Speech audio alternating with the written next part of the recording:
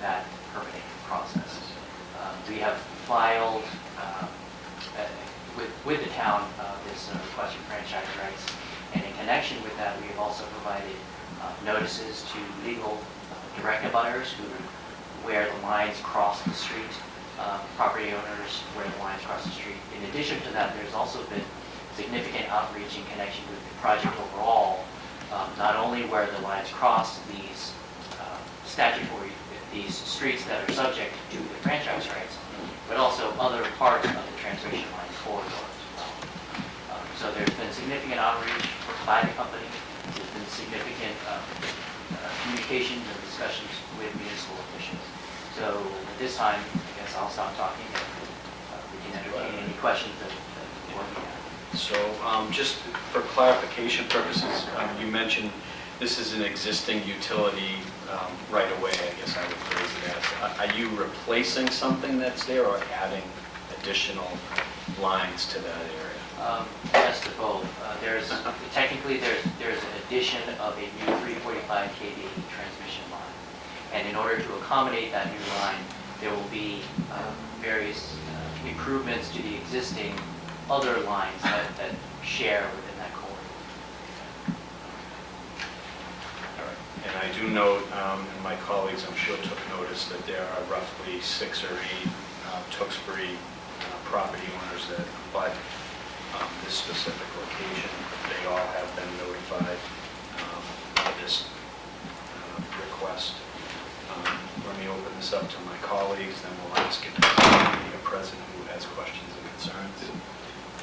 Just one quick question, Mr. Gay. Yeah, you just mentioned abutters. There were no residential abutters. They're just look like there were businesses, companies that were abutters. Is that correct? I didn't see anything as far as residential. It appears to be primarily businesses. Yeah. Yes. That's Okay. correct. Just want to make sure. Okay. Mr. Chairman, have you heard any pushback from any of the abutters once they've been notified? Have you heard from them at all? We have received no comment from any of the abutters, nor have we received comment from any department or municipal officials. My office made outreach to the Secretary of the Board, and according to her, there were no comments from any municipal officials or Mr. Montori, your staff I know meets regularly, so I assume this has been discussed and you can confirm that. Yeah, no, it's gone through the process, none like the internal staff, I think they've gone through the process.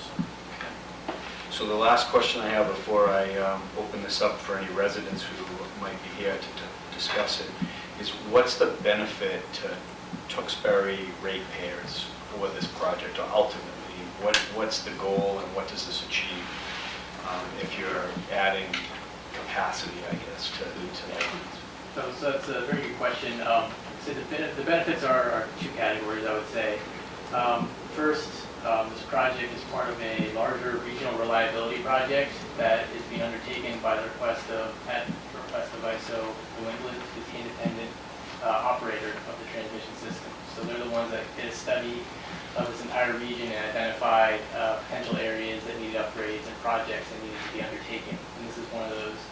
And so by doing these projects, it's basically ensuring reliability for the whole area. So this is, basically a greater Boston area, including northern Massachusetts and a little bit of southern New Hampshire. So, in terms of ensuring a reliable transmission grid, this project is a part of that, and that definitely benefits Tewksbury residents as well as the entire region. And then secondarily, as a new asset going in, there's going to be an incremental increase in property tax revenue to the town of Tewksbury as well. So that's a more direct benefit, I would say, to Tewksbury residents there. All right, thank you. All right, this, as I stated, this is a public hearing, so I do see a few people here tonight. I don't know if anyone came with the intention of speaking to this particular item. If you did, please raise your hand or let me know that you want to. I don't see anybody. Okay, all right. So without any further questions, if my colleagues are satisfied with the information they've heard, just a general question. I know we had a presentation from you from National Grid previously on this project. Can you remind, mainly for the public's benefit, the timeline as to when we expect this work to happen? Obviously, there's going to be a construction in the North Street, Industrial Ave, that whole area, and how that might impact residents? Sure, so I'm glad you brought that up. So the current plan is to finish our permitting, signing and permitting process in both states over the coming months. So in Massachusetts, we hope to wrap that up in May-June timeframe. It'll be a little bit later in New Hampshire, but we would intend to start construction in October this year. And I think along with that, several weeks prior to starting construction, I think we would also want to come back through public notice and informing butters and just to let everyone know that this construction effort is going to get underway, just so we can make sure that everyone's sort of prepared that we're going to be out there and have the open channels of communication ready. So then once we get started, they'll be ready to have that dialogue. And how long do you expect the project to last? So we're currently scheduled to go from October of this year until December of 2017. So it's about 15 months. Is that just in the Tewksbury portion or the entire length that you're talking about? So the construction kind of goes in various sections of the right-of-way at various times. And so we could expect to have work going on in Tewksbury for definitely significant portions of that entire region. Very good. Okay, thank you. Okay, I'll pose my original question one more time and ask if my colleagues have any further questions, or if not, if they have any motions to offer relative to this request for franchise rights. I'll make a motion to approve the franchise rights to National Grid for the Merrimack Valley Reliability Project petition. Okay. Second that. So we have a motion made and a second. All those in favor, please signify by saying aye. Aye. Any opposed? Chair will vote aye as well, and I would take note, I'll defer to town manager who may need some further guidance, but I know council presented us with a draft of an order with specific language speaking to, I believe, the actual geography and the location. I'm assuming ultimately we would need to adopt this language, but I just want to make sure that that would be appropriate. So let me ask for a second motion to adopt the order as drafted and submitted. So, Is there a second? Okay. All those in favor, please signify by saying aye. Aye. Any opposed? Chair will vote aye as well. So we'll get that executed and it should be available shortly. Okay. Thank you. Thank you All very much. right. Thank you, John.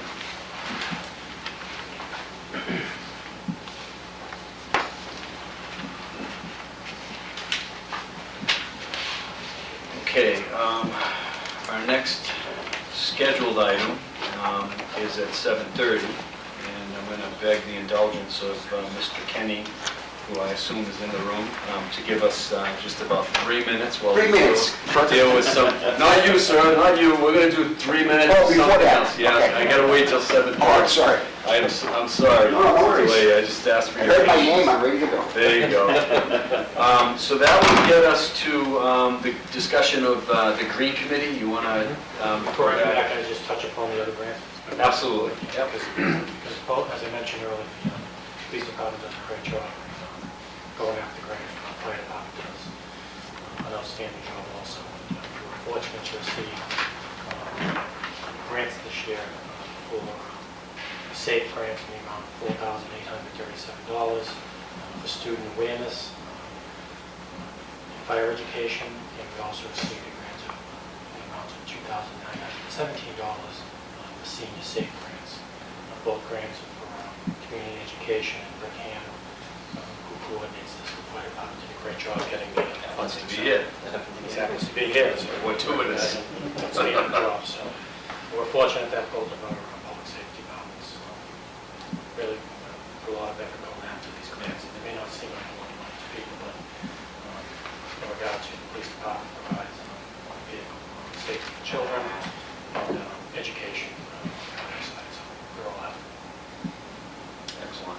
Thank you. And thank you to those involved. Mr. Ham was present, but I know there are other people at both the police and fire departments who are involved with these on a repetitive basis. So it's a benefit to our town that we can pursue these grants, and more importantly, we get awarded these grants. So appreciate the good work. All right, did you have any other items on your report? Just the only other one we have is the reconstitution of the Green Committee. That's right. The document inside the board's packet, changing the Green Committee from what originally structured as members from different committees in town, the Selectmen, Planning Board, School Committee, Finance Committee were on it. We had residents on it also. The committee in its original form worked well. They did a great job, and as time went on, we lost some of our more veteran seasoned members. Time constraints from people on the committees became difficult. So in looking at it, the way the evolution of the green grants have occurred, having people involved in the green committee that are actually working for the department to understand what grants should be sought after, the implementation of those grants, things like that. So when we looked at reconstituting the committee, we were recommending that we have a member from the school department staff, preferably the facilities manager, two members appointed by me of the staff, most likely Kyle Boyd, who is really the point person on all our communities grants, and most likely someone from one of the other facilities. Originally we thought we'd tie it to DPW, but because it could be another facility involved in another department, we wanted to leave it open-ended for staff members to be involved. And then have two residents at large. We have two residents that are on the Green Committee that would like to continue. We'd like to have them continue on the committee. So brings us to a good working group.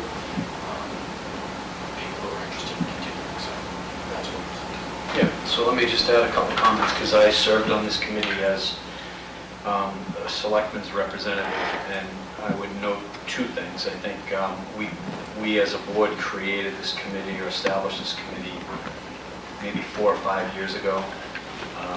And what I observed was that the initial challenge was to get in the game, and we were very aggressive and successful, and as my colleagues are aware, we've had the benefit of some consultants involved and some good advice along the way. So we were able as a green committee and as a community to achieve almost $600,000 in grants.